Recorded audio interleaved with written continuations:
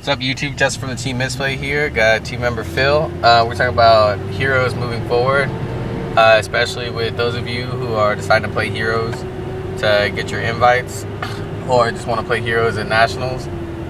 Since Phil's the most versed in the deck, just ask him a few ideas that he has, and just a few things that he's probably going to change or keep as far as the meta goes moving forward. So, right now, what do you think of heroes? I think yours is really solid. I like the deck a lot. I've been playing it for probably about 4 or 5 months now, and it just has really good matchups against everything minus Dark Wolves. Windups, it probably has one of the best matchups against windups and Dino Rabbit. Just as long as windups doesn't loop scoop you on turn 1, you can take the game easy because you just super poly out of just about any situation. But I know a lot of builds, a lot of more recent builds, like the YCS builds that have been topping, haven't been running Super Poly, which is really weird because I main 2 Super Poly in my main, and then I side 1. But the builds are interesting. I don't like Beast King Barbaros in the deck, even though I do main skill drains. I just feel like it just kind of takes away from the consistency of the deck of just running the 6-7 monsters that my build runs. What changes, if any, do you plan on making to the deck moving forward, especially with Galactic Overlord coming out and all the new cards released in that set? I think I may take Double Thunder King out of the main and put Thunder King into the side. And I'm thinking about playing around with Card D. There's been a lot of OCG lists on Shriek that have been topping Hero Beat that play triple Card D in their lists.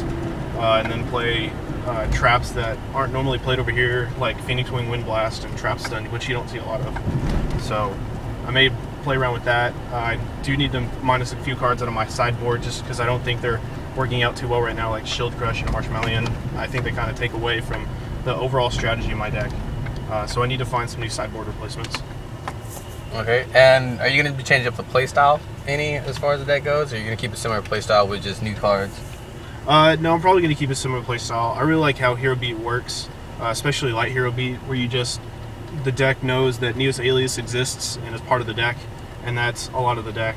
Miracle Fusion is still probably one of my favorite cards in the game and in the meta right now, and Super Poly is probably one of the best spell cards in the game, just because nothing can be chained to it, your opponent can't respond to it, they can't max C, they can't solemn, they can't do anything. It's just their monster's gone, and you get a boss monster. Okay, and how much is it hurting you that Escudero is just kind of waiting on the wings right now? It really sucks. I thought we were going to get the card before Nationals. It probably looks like we won't get the card till after Nationals, which really sucks. With Chaos Dragons becoming more and more popular, and their main monsters are Dad and Chaos Sorcerer and Red Eyes Darkness Metal, and I really don't have a solid answer to those cards other than Gemini Spark or Torrential, because I can easily make Light Pulsar Mistiming with Gemini Spark or Super Poly. That card is not hard to get around.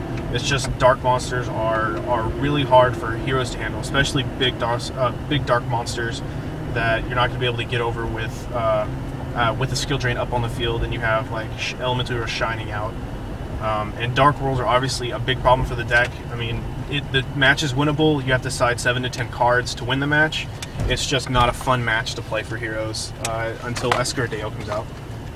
Okay, and how do you think heroes will fare against the rest of the meta, against Dino Rabbits and Zectors and all that stuff? Just how do you think it'll stack as far as, once the final breakdown's shown after these next few regionals and YCS Philly and Chicago before going into nationals?